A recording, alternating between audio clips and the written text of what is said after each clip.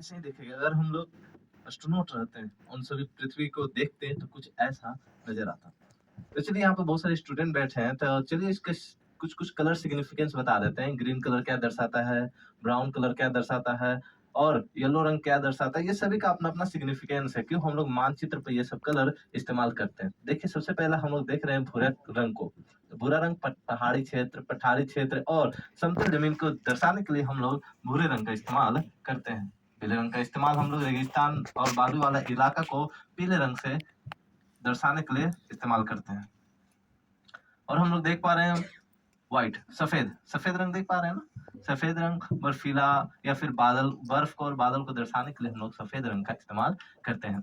और आप सभी जगह देख रहे हैं हरा-हरा रंग, है ना? वो सब पेड़-पौधे और एग्रीकल्चरल लैंड को दर्शाने के लिए हरे रंग का इस्तेमाल करते हैं। लेकिन उससे भी ज़्यादा एक कलर आप लोग देख पा रहे हैं, नीला रंग यानी ब्लू रंग, है ना? इसलिए इसको ब्लू प्लैनेट और ब्लू मार्बल के नाम से जाना जाता है ना? क्योंकि हम लोग जानते हैं 3/4 of the earth covered with water, यानी 3/4 भाग हम लोग का पृथ्वी क्या चीज़ से ढका हुआ है? पानी ही पानी से ढका हुआ है। तो ये तो हम लोग की थी प्यारी सी पृथ्वी, जो कि हमारे सोलर सिस्टम का थर्ड प्लैनेट है। ओके, आइए अब हम लोग क्लोजली सोलर सिस्टम को देखते हैं, है ना? आप लोग सभी ग्रह का नाम जानते होंगे, तो देख पा रहे होंगे कौन बड़ा कौन छोटा यहाँ पर हम लोग का ग्रह दिख रहा है ना? बिल्कुल, ये पूरा गोला अगर सन है तो उसके सामने कंपेयर करके देखिए कितने छोटे कितने बड़े सभी ग्रह दिख रहे हैं। सबसे बड़ा ग्रह कौन हुआ? बृहस्पति ग्रह, जो कि हम लोग के सामने दिख रहा है। और किस ग्रह के चारों तरफ रिंग होता है बाबू? सैटर्न यानी शनि ग्रह के चारों तरफ वो होता है। चलिए ठीक है, हमारा सोलर सिस्टम भी ना किसी न किसी गैलेक्सी में रहता है। उस गैलेक्सी का नाम है मिल्की वे गैलेक्सी। आइए क्लोजली मिल्की वे गैलेक्सी को देखते हैं। ये आप देख रहे हैं अरबों खरबों ताराओं का समूह, और यहाँ पर भी रंग आप लोग देख पा रहे हैं। अच्छा, आप सभी से पूछा जाए सबसे गर्म तारे का रंग कैसा होता है, तो आप लोग क्या बताइएगा? तो मैं बता दूं, सबसे ज्यादा गर्म तारा का रंग नीला होता है। देन उससे कम गर्म तारा का रंग उजला सफेद होता है, ठीक है? और उससे कम गर्म तारा का रंग लाल या फिर नारंगी होता है ना? ऐसा एस्ट्रोफिजिक्स के अनुसार ये वर्णन किया गया है। लेकिन यहाँ पर सूर्य को ढूंढना मुश्किल ही नहीं, नामुमकिन है, लग रहा है ना? बिल्कुल, लेकिन एक लाइन खींचा हुआ दिख रहा है हम सभी को, जो कि लिखा हुआ है, अल्फा सेंटोरी, ठीक है ना? इस पॉइंट में भी 3 स्टार्स है, जिनका नाम है alpha Centauri A, alpha Centauri B और तीसरा प्रोक्सिमा सेंटोरी। अब प्रोक्सिमा सेंटोरी के बारे में कहा जाता है कि वो हमारा निकटतम दूसरा तारा है, यानी नजदीक का दूसरा तारा कौन हुआ? Proxima Centauri. तो पहला तारा तो हम लोग देख रहे हैं सूर्य सन को, है ना? तो आइए आप करीब से सन को देखते हैं, और सन हम लोग को करीब से दिखता कैसा है? बिल्कुल कुछ ऐसा, है ना?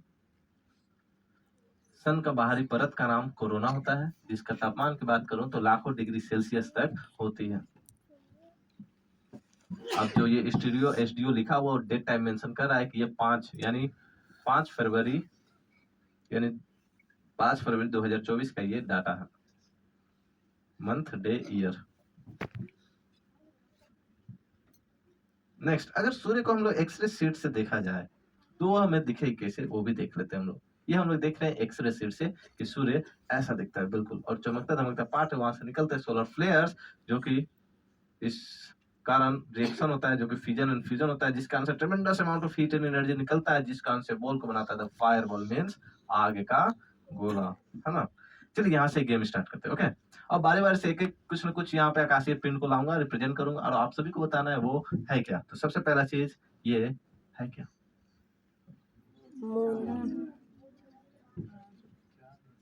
तो बिल्कुल आप लोग गलत हैं, ये मरकरी बुध ग्रह है हम लोग का, ठीक है? तो ये एक्चुअली हम लोग का सोलर सिस्टम का पहला ग्रह होने के कारण ये एटमॉस्फेयर नहीं मिलता है यहाँ पर। दूसरी बात ये है कि यहाँ पर जो छोटे-छोटे गड्ढे का निर्माण हुआ, क्योंकि ये बहुत सारे मेटल आके जब टकराते हैं तो ऐसा फॉर्मेशन होता है। ये इतने बड़े हैं, जिस 3 से 13 किलोमीटर इसका गहराई और चौड़ाई की बात करूँ तो इतना होता है लगभग, है ना? ये क्रेटर कहलाते हैं। नेक्स्ट पहचानने की कोशिश कीजिए और बताइए ये है क्या? बताइए। नहीं, ये हम लोग का चाँद है, हमारा उपग्रह, पृथ्वी का उपग्रह ये चाँद है हम लोग का। और जो चाँद के जिस पार्ट को हम लोग ज़िंदगी भर देखते हैं, वो ये पार्ट है, ब्लैक स्पॉट है।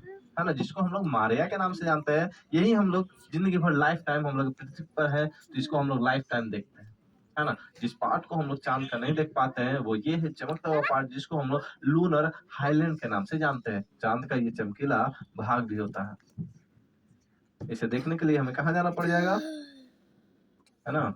अंतरिक्ष में या फिर चाँद पर या फिर हमारे साइंस सेंटर के साइंस वाले स्फीयर शो में देख तो रहे हैं यहाँ से भी, है कि नहीं?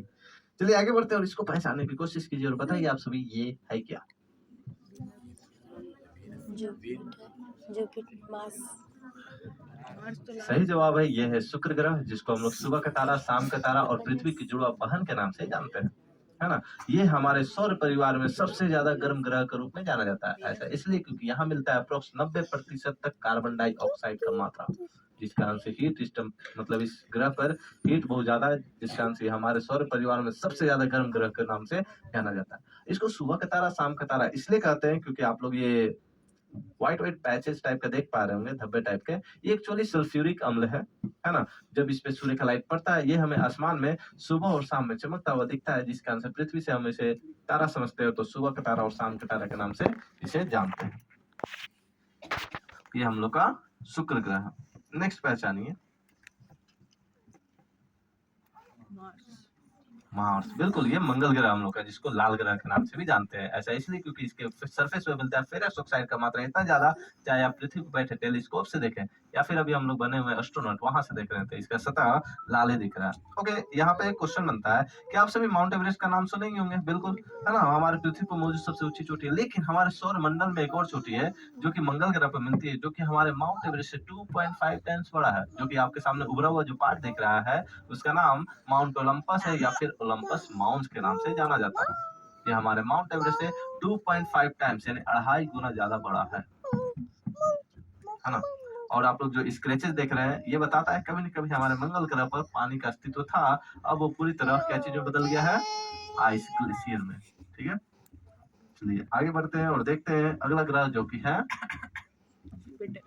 बृहस्पति ग्रह, जुपिटर, जो कि हमारे सौर परिवार में सबसे बड़ा ग्रह के रूप में माना जाता है। ओके, ये कहता है कि अगर तुलना किया जाए हमारे पृथ्वी से तो कितना बड़ा, तो कहेंगे 1000 से भी ज्यादा पृथ्वी एक जुपिटर में, एक बृहस्पति ग्रह में समा सकती है बाई वॉल्यूम, है ना? और आपको बृहस्पति ग्रह में एक जगह दिखाता हूँ, आंख लाइक स्ट्रक्चर आप सभी को दिख रहा होगा, है ना? तो ये इसको द ग्रेट रेड स्पॉट के नाम से जानते हैं। ये इतना बड़ा है, इसमें भी 3 पृथ्वी आराम से समा सकती है। ये हजारों सालों से चलता आ रहा चक्रवात है, जो कि लो प्रेशर और हाई प्रेशर के कारण ये क्रिएट होता है ना? इसका साइज देखने में छोटा है, लेकिन कितना बड़ा है बाबू?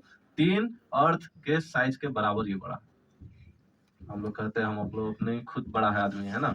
भाई हम लोग से बड़ा है। अगर यूनिवर्स से अगर हम लोग को तुलना किया जाए तो हम लोग एक माइक्रोब्स के रूप में माने जाएंगे, यानी हम लोग को भी यूनिवर्स से माइक्रोस्कोप से देखा जाएगा, इतने छोटे हैं हम लोग। नेक्स्ट आगे बढ़ते हैं और आप सभी को दिखाते हैं सैटर्न यानी शनि ग्रह। तो कहिए सर, शनि ग्रह पे तो चारों तरफ रिंग होता है, लेकिन जो मेरा प्रोजेक्शन सिस्टम है ना चारों तरफ से, वो 2D प्रोजेक्शन सिस्टम, जिस कारण से रिंग को बाहर से नहीं दिखा सकते, रिंग इसी के ऊपर प्लॉटेड है।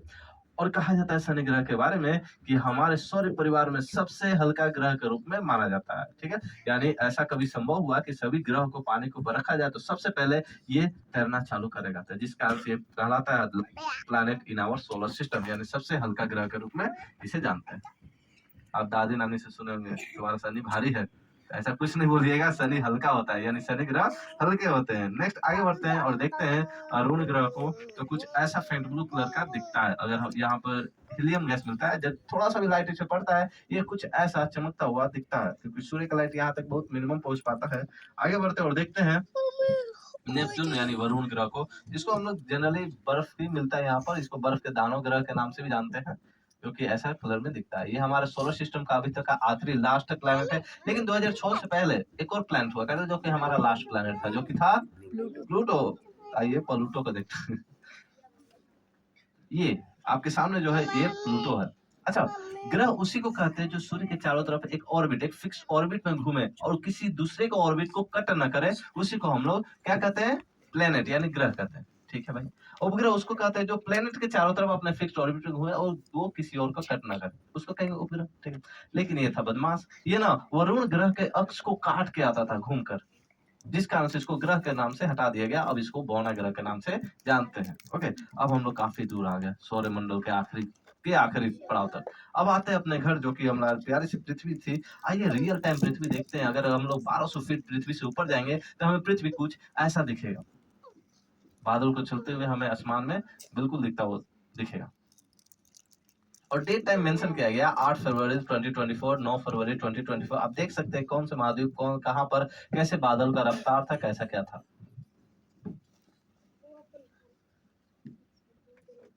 ओके, एक यहाँ पर कुछ करते हैं ऐसा जादू कि पूरी तरह पृथ्वी पर से बादल को गायब कर देते हैं। तो वो पृथ्वी हमें आइडेंटिकली कैसा दिखेगा, आइए देखते हैं।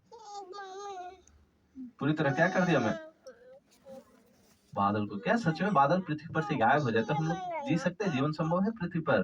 कि कहेंगे बिल्कुल नहीं सर, बादल ही खत्म हो जाएगा तो पानी कहाँ से आएगा, वाटर सर्कुलेशन कैसे होगा, टेम्परेचर कैसे रेगुलेट होगा, तो ये सब कमी हो जाएगी तो पृथ्वी पर रहना मुश्किल ही नहीं नामुमकिन हो जाएगा। अच्छा, एक और नामुमकिन वाली बात करते हैं। कभी आप लोग कल्पना सोचें क्या कि सच में पृथ्वी पर से अगर पानी गायब हो जाए तब रह पाएंगे कि नहीं? अगर गायब हो जाए तो वो पृथ्वी हमें दिखे कैसे? आइए यहाँ पर देखते हैं कि वो पृथ्वी दिखे कैसे। आप लोग हनुमान जी को जानते होंगे, जब सूर्य को देखे थे तो क्या समझ गए थे? आम, है ना? तो वो खाने चले। अगर ये पानी को देख के सरबत समझ जाते हैं तो आज कुछ पृथ्वी ऐसा दिखता, समझे? बिल्कुल। तो ये समझिए पृथ्वी के अंत पड़ाव तक आ गया, यानी खत्म कहानी। तो ऐसा भी दृश्य हो सकता है तब जब हम लोग अपने आप पर नियंत्रण नहीं करेंगे। तब हम लोग रेगुलरली पेड़ पौधे भी कटाई किए जा रहे हैं, इतना सारे गाड़ी भी चल रहे हैं, ऑक्सीजन का लेवल दिन प्रतिदिन घटते जा रहा है और कार्बन डाइऑक्साइड का लेवल दिन प्रतिदिन बढ़ता जा रहा है। इस कारण से पहले अभी यहाँ पे जितने एजेड वाले थोड़े अंकल टाइप के होंगे वो समझ पा रहे होंगे पहले की गर्मी हम झेल सकते थे, लेकिन अभी का ऐसा गर्मी आ गया है कि थोड़ा सा भी बाहर निकलूं तो झुलसने वाला जैसा मौसम आ गया। क्यों? क्योंकि हम लोग रैपिडली कार्बन डाइऑक्साइड का मात्रा बढ़ाए जा रहे हैं, बस अपने स्वार्थ के लिए। ठीक है, अगर उस पर रोक करें तो हम लोग आज ये गर्मी जो है बच सकता है। आगे बढ़ते हैं और आपको दिखाते हैं दिन और रात। आप लोग या तो दिन देखोगे नहीं तो रात। आज यहाँ per day view and night view of the earth दिखाते हैं और आप लोग देख रहे हैं डे व्यू और ये इधर नाइट व्यू। जो जो जो मेरिडियन डे एंड नाइट में डिवाइड करता है उसको टर्मिनेटर के नाम से जानते हैं। और दिन में चंदा मामा आते हैं और रात में सूर्य भगवान, है ना? नहीं नहीं, क्या आते हैं बताइए बच्चों लोग? डे व्यू में सन सरफेस होता है, सन का लाइट पड़ता है वहां पे, और इधर मून। ओके ओके, पूरी तरह नाइट व्यू दिखाते हैं सैटेलाइट पूरी तरह अर्थ। नाइट व्यू को देखा जाए, नाइट व्यू में अर्थ को देखा जाए तो कुछ ऐसा पूरी तरह अर्थ दिखेगा। ये चमकता हुआ चीज क्या है बच्चों? जमीन पे तारे आते हैं, हम लोग सैटेलाइट से फोटो ले। एक्चुअली जहाँ जहाँ घरों में लाइट जलते हैं, स्ट्रीट लाइट जलते हैं, वो सब लाइट को ये लिया गया है सैटेलाइट फोटोग्राफी के माध्यम से। कितने लोग यहाँ पर रहते हैं। ओके, बारी बारी से आप लोग इंडिया को खोज रहे तो आइए इंडिया को ध्यान से देखते हैं, है ना? आप सभी हमारे पहले भारतीय अंतरिक्ष यात्री मुकेश शर्मा जब वो अंतरिक्ष में गए थे तो उनसे इंदिरा गांधी ने टेलीकॉम के मदद था कि बताइए कि नाइट व्यू में हम लोग का अर्थ दिखता, मतलब हम लोग का भारत दिखता कैसा है? तो बोले थे सारे जहां से अच्छा, यानी सभी जगह से अच्छा हम लोग का ये भारत दिखता है नाइट व्यू में, है ना? ये तो देख ली बात भारत का। आइए ऊपर देखते हैं, एक छिपकली टाइप का स्ट्रक्चर दिख रहा होगा आपको, ये यूरोप के कंट्रीज है, यूरोप महाद्वीप है ना। आगे बढ़ते हैं और देखते हैं अमेरिका को। अमेरिका दिखता कैसा है नाइट व्यू में? ये अमेरिका देख रहे हैं आप लोग, है ना? और बाकी सब आप देश को जानते हैं कहाँ कौन सा लोकेटेड है, आप बारी बारी से देख लीजिए। वो सब देश हमें नाइट व्यू में दिखता कैसा है? ड्रैगन टाइप का स्ट्रक्चर दिख रहा होगा जो कि जापान है ना? ये ड्रैगन टाइप का स्ट्रक्चर।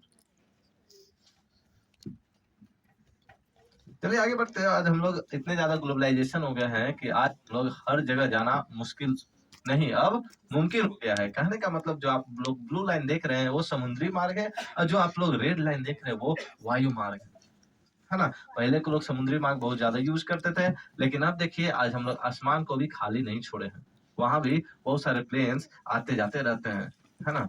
यही ये दिखाने का उद्देश्य है कि देख सकते हैं कि कहाँ पर बहुत ज्यादा क्लस्टर ऑफ साधन है। ये जो देख रहे हैं एरिया, ये यूरोप के कंट्रीज है और अमेरिका के कंट्रीज है, जो कि आप लोग देख रहे हैं इतना ज्यादा मात्रा में ट्रांसपोर्ट होता है। नेक्स्ट आगे बढ़ते हैं और आप सभी को दिखाते हैं कार्बन ट्रैकर। आज हम लोग प्रतिदिन प्रदूषण तो किए जा रहे हैं, जिसका रिजल्ट आप ऊपर आसमान में देख सकते हैं कि रेड जोन बहुत ज्यादा बढ़ता जा रहा है, और लाल का मतलब आप सभी जानते हैं क्या होता है? खतरा, है ना?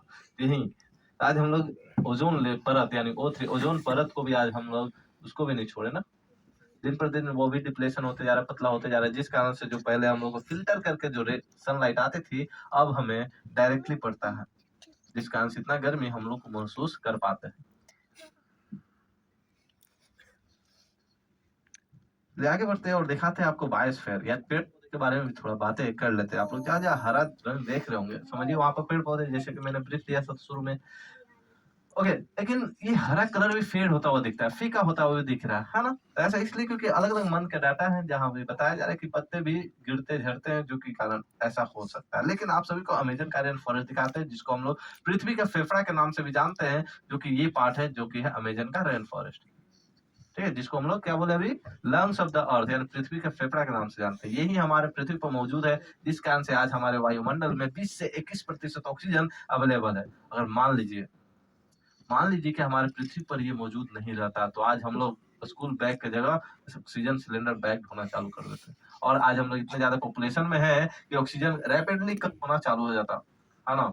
तो ऐसा इसलिए ये शायद भगवान जी जानते थे ऐसा कुछ होगा, तो ये हमारे पास बना के भेज दिए अर्थ पे, ठीक है? तो लास्ट में जाते-जाते आप सभी को एक वीडियो दिखाना चाहते हैं कि हम लोग का अर्थ बना कैसे हो? अभी तक हम लोग का इंडस्ट्रियलाइज़ेशन कैसे हुआ? आज हम लोग किस आधुनिक युग में जी रहे हैं? आइए उस वीडियो को देख के इस शो को समाप्त करते हैं।